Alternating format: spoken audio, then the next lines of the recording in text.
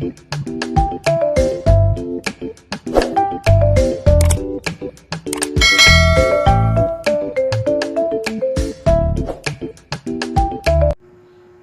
morning guys. Yan.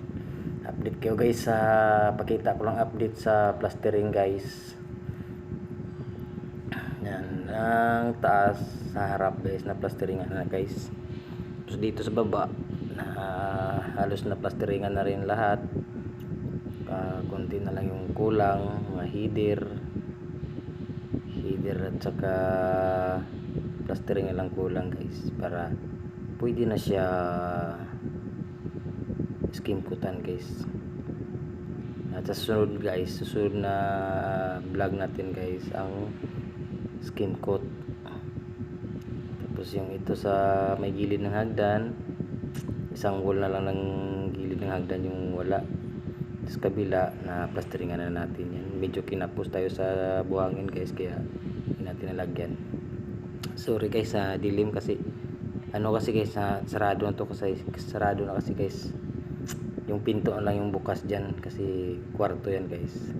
Tapos dito sa kabila guys, yung isang kwarto, plastering na rin yan lahat guys. Tapos yan. Dito kami sa baba natulog kasi biglang umulan kagabi. Kaya na pababa kami. Yan ang plastering namin sa hagdan. Yan sa loob, sa second floor na naman tayo guys. Yan halos naka asintada na kami guys ng CHB. Halos na sarado na rin yung mga hallway. Kunti na lang yung kulang na CHB para sa partition ng kwarto guys. Na-update ko lang kayo guys. Tapos andyan yung ganyan yung kalawak ng mga kwarto dito guys sa apartment.